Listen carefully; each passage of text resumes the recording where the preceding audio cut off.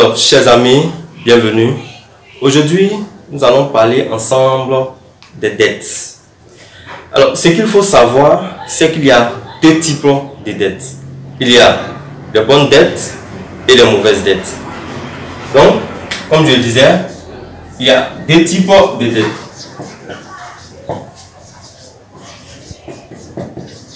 Il y a les bonnes dettes. Et deux, les mauvaises dettes.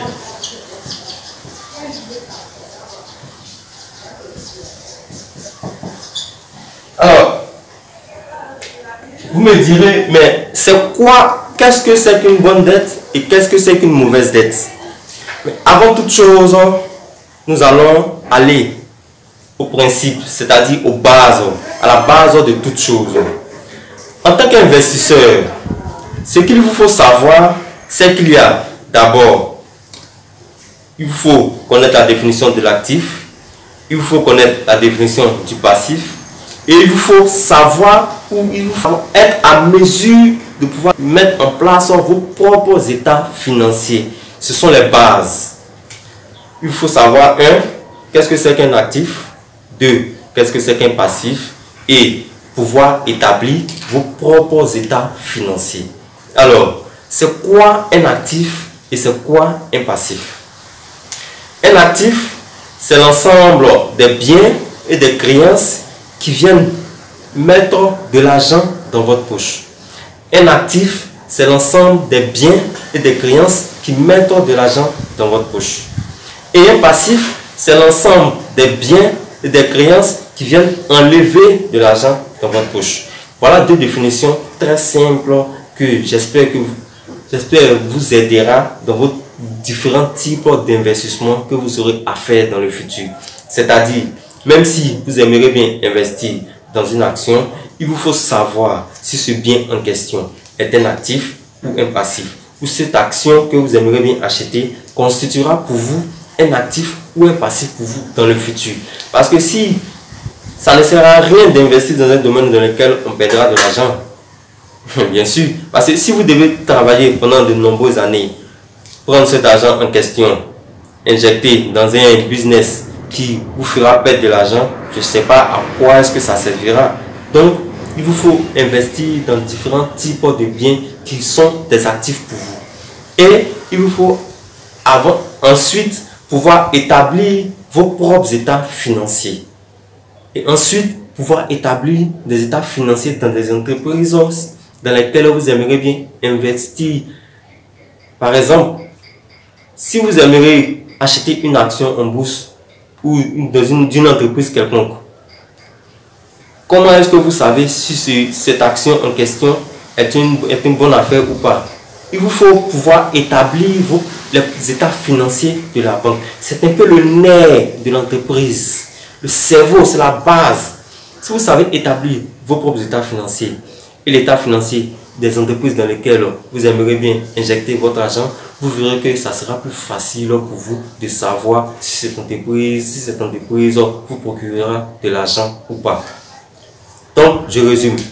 Il vous faut déterminer ce que c'est qu'un actif et un passif. Et il faut savoir qu'un actif met de l'argent dans votre poche et un passif vient prendre de l'argent dans votre poche. Il vous faut établir des états financiers. Si vous ne savez pas ce que c'est qu'un état financier, je vais vous présenter un peu comment cela peut se présenter réellement. On a ici, voilà l'état financier.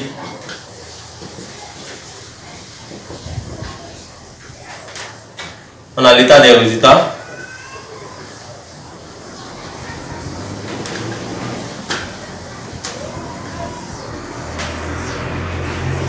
Ici, nous avons les revenus. Et là, les dépenses. Et là, nous avons le bilan.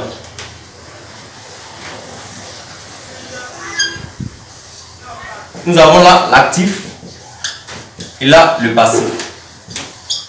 Donc, voici un peu comment se présentent les états financiers.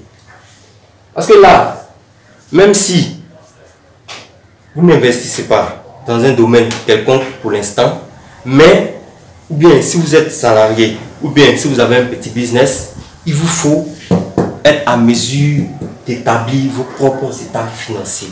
C'est la base de l'éducation financière. Parce que si vous comptez seulement sur votre gestionnaire financier ou sur votre conseiller financier ou sur votre banquier pour pouvoir établir vos états financiers ou pour pouvoir vous enrichir à votre place, je vous dis en même temps que cela est un échec total parce que cela sera impossible que votre conseiller financier ou que votre gestionnaire ou que votre banquier ou que votre comptable vous enseigne tous ces différents éléments. Donc, apprenez par vous-même. Apprenez à établir vos propres états financiers avant de demander conseil à un spécialiste quelconque. Donc, voilà un peu comment se présentent les états financiers. Nous avons les revenus là, nous avons les dépenses, ça c'est l'état des résultats. Et en bas, nous avons le bilan. Nous avons l'actif à gauche et nous avons le passif. Et après avoir su établir vos propres états financiers, comme je le disais au début, il vous faut connaître la définition, la différence entre un actif et un passif. Ça, ce sont les bases. Maintenant, revenons à nos deux types de dettes. Nous avons dit tantôt qu'il y a les bonnes dettes et les mauvaises dettes. Alors, nous allons commencer par le 2. C'est quoi les mauvaises dettes? Nous pouvons parler de mauvaises dettes en utilisant la définition du passif. On peut dire par là que les mauvaises dettes, ce sont toutes les dettes que vous contractez et que vous payez vous-même. C'est-à-dire quoi? Ce sont les dettes que vous contractez, ce sont les dettes que vous prenez en votre propre nom et que vous payez de vous-même. Vous me direz, mais c'est moi qui l'ai pris, c'est moi qui dois le payer. Oui, je suis d'accord avec vous.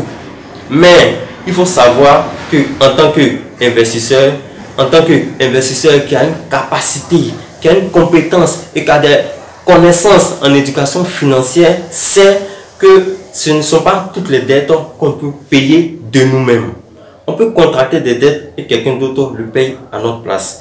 Comment est-ce que cela se passera? Je vous expliquerai plus tard. Mais pour l'instant, parlons des mauvaises dettes. Alors, parlons des mauvaises dettes. Prenons le cas de vous qui avez, par exemple, décidé d'acheter une voiture en contractant ou en empruntant de l'argent auprès de votre banquier. Donc, vous achetez une voiture d'une somme de 10 millions de francs CFA par exemple. Alors, cette voiture que vous venez d'acheter, c'est un bien.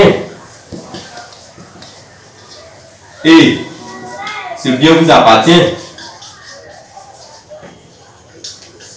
Ou bien, oui, parce que la voiture, c'est un bien pour vous et ce bien vous appartient. Je suis totalement d'accord.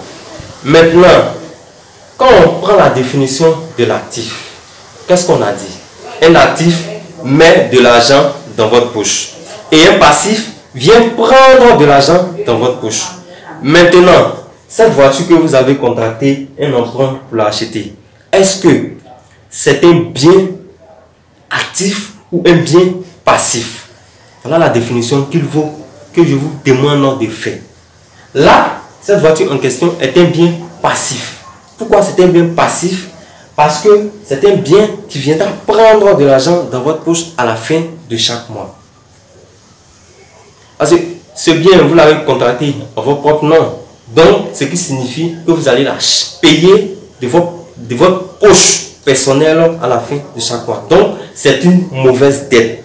Vous vous endettez de façon négative. Donc, une mauvaise dette. Parce que là, comme on le disait tantôt, une mauvaise dette, ce sont les dettes qu'on se contacte et que c'est nous-mêmes qui devons les payer.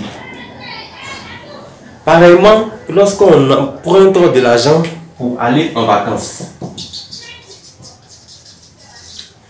j'ai toujours pas compris comment est-ce qu'on peut emprunter de l'argent pour se faire plaisir en allant en vacances par exemple. C'est une mauvaise manière de voir les choses. Pour quelqu'un qui a une éducation financière poussée, cette personne ne fera jamais ou ne commettra jamais cette erreur d'emprunter de l'argent pour aller en vacances. Ça aussi, c'est une mauvaise dette. Lorsque vous empruntez de l'argent pour vous acheter des objets de luxe par exemple, ça aussi, ce sont de mauvaises dettes.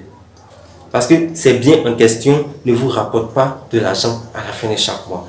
Alors que pour quelqu'un qui aimerait bien atteindre l'indépendance financière ou qui a une éducation financière un peu plus poussée, cette personne ne commettra pas ces erreurs de débutant. Voilà un peu les différents types de dettes. Pareil, lorsque vous utilisez votre carte de crédit pour acheter des objets de luxe que vous allez rembourser avec votre poche, c'est-à-dire avec votre propre argent. Ça aussi, c'est un très mauvais conseil que vous avez, ou je dirais c'est une très mauvaise stratégie que vous utilisez là. Parce que je ne vous déconseille d'utiliser votre carte de crédit pour acheter des biens de luxe. Ou je vous déconseille d'emprunter de l'argent, une grosse somme d'argent de la sorte pour pouvoir emprunter ou pour pouvoir acheter un objet qui viendra prendre de l'argent dans votre poche. Parce que lorsque vous achetez, ce qu'il faut savoir aussi au niveau des voitures, c'est que lorsque vous allez chez un concessionnaire et que vous achetez une voiture de luxe ou une voiture neuve, peu importe, de bas de gamme, de haut de gamme ou de milieu de gamme, lorsque vous sortez de chez le concessionnaire, la voiture en question perd 25% de sa valeur. Voilà un peu ce qui se passe au niveau des voitures que j'ai voulu vous expliquer un peu en parenthèse. Donc, quel est l'avantage que vous avez d'acheter un bien qui, lorsqu'elle vous appartient ou lorsqu'elle sort de chez la personne qui la vend, perd 25% de sa valeur? C'est carrément inimaginable pour quelqu'un qui aimerait bien atteindre l'indépendance financière. Je ne vous dis pas de ne pas acheter une voiture, mais lorsque vous aurez suffisamment d'actifs, là, vous pouvez vous permettre d'acheter cette voiture que vous avez tant rêvé. Voilà un peu ce qu'on pouvait dire des mauvaises dettes.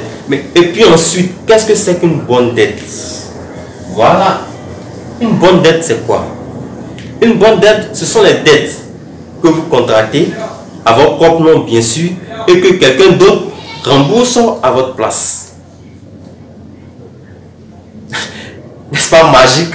Ok, je reprends. Une bonne dette, ce sont les dettes que vous contractez à votre propre nom, bien sûr, et que quelqu'un d'autre rembourse à votre place. Je m'explique. Prenons le cas de M. Jean, qui décide d'emprunter la même somme que ce monsieur, on va l'appeler Jacques, que M. Jacques. M. Jean décide d'emprunter la même somme que M. Jacques, c'est-à-dire 10 millions de francs CFA, pour s'acheter une maison qu'il va louer. Donc, il fait un investissement dans un bien locatif. Voilà ce que Jean fait. Il contracte un emprunt, c'est-à-dire il fait un emprunt hypothécaire pour pouvoir acheter un bien locatif.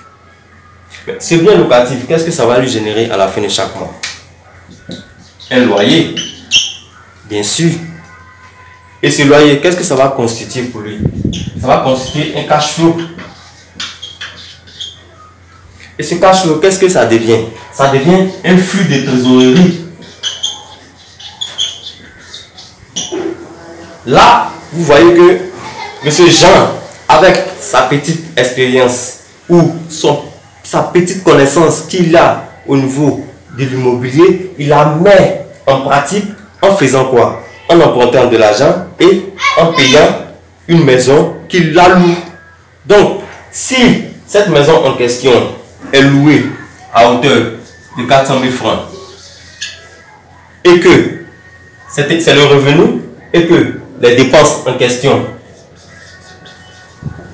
sont à hauteur de 350 000 francs, qu'est-ce qui va rester? 50 000 francs, bien sûr. Et qu'est-ce que les 50 000 francs en question représentent? Ces 50 000 francs en question représentent le revenu locatif net. Donc là, qu'est-ce que Jean vient de faire? Jean vient de s'endetter à hauteur de 10 millions. Et qui paye l'emprunt à la place des gens? C'est le locataire. À travers le loyer que la personne lui fait à la fin de chaque mois. Et en plus de s'être endetté et que quelqu'un rembourse ce prêt à sa place, qu'est-ce qui se passe? Jean a une somme de 50 000 francs. Et les 50 000 francs constituent quoi pour lui? Un actif. Et qu'est-ce que cet actif devient? Comment cet actif va faire? Cet actif rentrera dans sa poche. Donc si cet actif rentre dans sa poche, qu'est-ce que cet actif constitue pour Jean? Cet actif constitue un actif pour Jean. Donc c'est un cash flow qu'il aura à la fin de chaque mois. Alors que vous qui avez emprunté de l'argent pour acheter votre voiture, vous aurez par exemple, si toutes les dépenses de cette voiture, c'est-à-dire assurance, entretien, carte grise, emprunt que vous avez à payer à la fin de chaque mois, constitue ces mêmes 400 000, qui remboursera ces 400 000 à votre place ou qui fera sortir ces 400 000 à votre place? C'est vous-même. Parce que la voiture, c'est vous qui la roulez. Donc c'est vous qui allez rembourser votre emprunt à votre place. Alors que chez Jean, ce n'est pas lui qui rembourse l'emprunt. C'est-à-dire qu'il a emprunté de l'argent à son nom, mais c'est quelqu'un d'autre qui le rembourse à sa place. Voilà un peu la différence entre une bonne dette et une mauvaise dette. Donc, pour quelqu'un qui aimerait bien atteindre l'indépendance financière, pour quelqu'un qui aimerait s'enrichir, que ce soit en immobilier, bien sûr en immobilier, parce que la spécialité c'est l'investissement immobilier. Donc, le conseil que je peux vous donner, c'est d'utiliser des bonnes dettes pour vous enrichir. On peut appeler aussi les bonnes dettes l'ADA. L'ADA, ça signifie l'argent des autres. Donc, en tant qu'investisseur immobilier, il y a un élément très important qui rend l'investissement immobilier intéressant et qui fait de l'investissement immobilier l'un des meilleurs investissements qui puissent exister, c'est l'effet de levier. L'effet de levier, c'est le fait d'utiliser l'argent des autres pour faire nos propres investissements. Donc, c'est la raison pour laquelle, en tant qu'épargnant, vous resterez toujours perdant. Parce que quand on est un investisseur, c'est vous, vos épargnes, qu'on prend pour investir dans quelconque domaine. Alors, pourquoi ne pas utiliser la magie, cette magie qui existe pour pouvoir aussi en profiter du système et vous enrichir à votre tour. Donc, voici un peu les deux types de dettes que j'ai voulu vous expliquer dans cette vidéo afin que vous puissiez comprendre qu'est-ce qu'il y a, ce qu'il y a de merveilleux à utiliser les dettes, les bonnes dettes pour s'enrichir et non les mauvaises dettes pour s'enrichir. Parce que 80% de la population, comme je le disais tantôt, 80%, c'est-à-dire que ce soit la classe moyenne ou les pauvres, utilisent des mauvaises dettes pour acheter des éléments de passif. C'est-à-dire qu'ils s'endettent pour acheter des éléments de passif et pensent que ces éléments de passif sont des éléments d'actifs. Prenons le cas lorsque vous empruntez de l'argent pour acheter votre maison. La maison en question n'est pas un actif. Je ferai une vidéo pour mieux vous expliquer pourquoi votre maison n'est pas un actif. Lorsque vous empruntez de l'argent pour acheter une voiture, la voiture en question ne constitue pas un actif. C'est un bien qui vous appartient, oui. Mais ce bien en question vient prendre de l'argent dans votre poche. Donc, je considère que cela est un passif. Parce qu'un bien qui vient prendre de l'argent dans votre poche ne peut pas être un actif. Ok, j'ai été très heureux de partager avec vous toutes ces informations précieuses et j'espère que cela fera de vous des personnes qui puissent prendre des décisions financières beaucoup plus intelligentes afin de pouvoir atteindre de propres objectifs financiers. J'espère que cette vidéo vous a plu. Si c'est le cas, portez-moi un like. Si vous avez des questions, je vous demande de les mettre en commentaire. Si vous voulez apprendre encore plus sur l'éducation financière, sur l'investissement immobilier, je vous demanderai de vous abonner à ma chaîne. Je vous dis merci et à la prochaine.